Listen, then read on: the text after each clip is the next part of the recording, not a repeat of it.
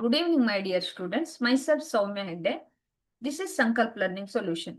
Today we are discussing another subtopic in surface chemistry, that is colloidal purification.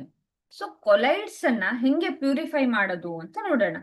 There are so many methods process reducing the amount of impurities to requisite the minimum purification of colloidal solution. ಅದರಲ್ಲಿ ತುಂಬಾ important ಇರೋದು dialysis, ಎಲೆಕ್ಟ್ರೋಡಯಾಲಿಸಿಸ್ and ಅಲ್ಟ್ರಾಫಿಲ್ಟ್ರೇಷನ್. ಇದು ಮೂರು ತುಂಬಾ important ಇರುವಂತಹ ಮೆಥಡ್ಗಳಾಗಿದ್ದಾವೆ. Okay, so first one ಯಾವುದು? colloidal purification. Dialysis is the process of removing dissolved substance from the colloidal solution by means of diffusion through suitable membrane. The apparatus is used is dialyzer ಅಲ್ವಾ? So ಇದು dialysis ಅನ್ನೋದು ನಾವು ತುಂಬಾನೇ ಕೇಳಿರುವಂತಹ word. So usually ಏನಾಗುತ್ತೆ, ಈಗ ಕಿಡ್ನಿಯ problem ಇದ್ದವ್ರಿಗೆ, ಕಿಡ್ನಿ ನೀಟಾಗಿ ವರ್ಕ್ ಮಾಡ್ತಿಲ್ಲ ಅನ್ನೋರಿಗೆ ಡಯಾಲಿಸಿಸ್ ಅನ್ನ ಮಾಡ್ತಾರಲ್ವಾ? So dialysis is the process of removing a dissolved substance from a colloidal solution. ಏನಾಗ್ ಬರ್ಕೊಳ್ಳಿ, ರಿಮೂವಿಂಗ್ ದ ಸಬ್ಸ್ಟೆನ್ಸ್ ಏನಾಗುತ್ತೆ, ಡಿಸಾಲ್ವ್ಡ್ ಸಬ್ಸ್ಟೆನ್ಸ್ ಅನ್ನ ರಿಮೂವ್ ಮಾಡಿ ಫ್ರಮ್ ಕೊಲೈಡಲ್ ಸೊಲ್ಯೂಷನ್.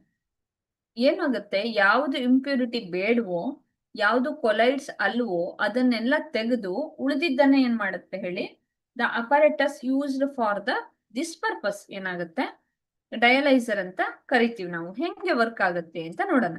ಓಕೆ, ಇದನ್ನ ಡಯಾಲಿಸಿಸ್ ಮೆಂಬ್ರೇನ್ ಅಂತ ನೋಡ್ಕೊಳ್ಳೋಣ. ಒಂದು ಬ್ಯಾಗ್ ಅಲ್ಲಿ ನಮ್ಗೆ ಕೊಲೈಡ್ಸ್ ಇದಾವೆ, ಪಾರ್ಟಿಕಲ್ ಇದಾವೆ, ಇಂಪ್ಯೂರಿಟಿನೂ ಇದೆ ಅಂತ ಅನ್ಕೊಳ್ಳಿ. ಸೊ ಯಾವತ್ತು ಕೊಲೈಡ್ದು ಪಾರ್ಟಿಕಲ್ದು ಸೈಜು ಜಾಸ್ತಿ, ಓಕೆ, ಸೈಜ್ ಬಿಗ್ ಆಗಿರುತ್ತೆ as compared to impurity.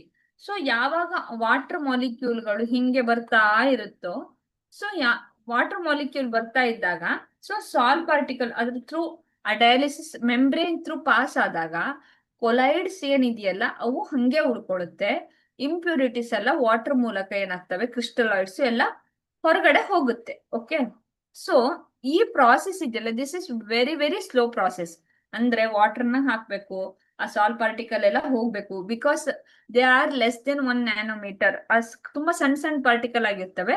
So colloids ಅನ್ನ ಮಾತ್ರ ನಮ್ಮ ಹತ್ರ ಉಳಿಸ್ಕೊಳ್ತೀವಿ. ಅವು 1 NM ಗಿಂತ 10 NM ವರೆಗೆ ಇರೋದ್ರಿಂದ ಸೊ ಅದನ್ನ ಉಳಿಸ್ಕೊಂಡು ನಾವು ಏನ್ ಇಂಪ್ಯೂರಿಟಿ ಪಾರ್ಟಿಕಲ್ ಇದ್ವಲ್ಲ ಎಲ್ಲದನ್ನ ಏನ್ ಮಾಡ್ತೀವಿ, ಹೊರಗಡೆ ಹಾಕ್ತಿವಿ. ಓಕೆ, ಸೊ ಈ ಏನು ಡಯಾಲಿಸಿಸ್ ಪ್ರಾಸೆಸ್ ಇತ್ತಲ್ಲ, ಇದಕ್ಕೊಂಚೂರು ಸ್ಪೀಡ್ ಅಪ್ ಮಾಡ್ಬೇಕು. ಯಾಕೆಂದ್ರೆ ಇಲ್ಲೇನಾಗುತ್ತೆ, ಮೆತ್ತಗಾಗ್ತಾ ಇರುತ್ತಲ್ವಾ. ಸೊ ಯಾವಾಗ ಅಲ್ಲಿ ಪ್ರಾಸೆಸ್ ತುಂಬಾ ಸ್ಪೀಡ್ ಆಗ್ಬೇಕು, the speeding of the dialysis by applying electric field. ಅವಾಗ ಏನಾಗುತ್ತೆ, ಆ ಇಂಪ್ಯೂರ್ ಸಾಲ್ ಅಲ್ಲಿ ಯಾವ್ದು ಪಾಸಿಟಿವ್ ಪಾರ್ಟಿಕಲ್ ಇದೆಯೋ ಅದು ಕ್ಯಾಥೋಡ್ ಕಡೆ, ನೆಗೆಟಿವ್ ಇರೋದೆಲ್ಲ ಆನೋಡ್ ಕಡೆ ಕ್ರಿಸ್ಟಲಾಯ್ಡ್ ಪಾರ್ಟಿಕಲ್ ಹೋಗ್ತಾ ಹೋಗುತ್ತೆ. ಅಂದ್ರೆ ಬೇಗ ಅಟ್ರಾಕ್ಟ್ ಆಗುತ್ತೆ. ಕೊಲೈಡಲ್ ಸೊಲ್ಯೂಷನ್ ಏನಿದೆಯಲ್ಲ ನ್ಯೂಟ್ರಲ್, ಅದು ಹಂಗೆ ಉಳ್ಕೊಳ್ಳುತ್ತೆ. This is called electrodialysis. ಇದನ್ನ ಏನಂತ ಕರಿತೀವಿ ನಾವು, ಎಲೆಕ್ಟ್ರೋಡಯಾಲಿಸಿಸ್ ಅಂತೀವಿ. This apparatus of electric field work if the dissolved substance in the impure colloidal solution. Okay, the application of electric field ಏನಾಗುತ್ತೆ, work if the substance impure colloidal solution only.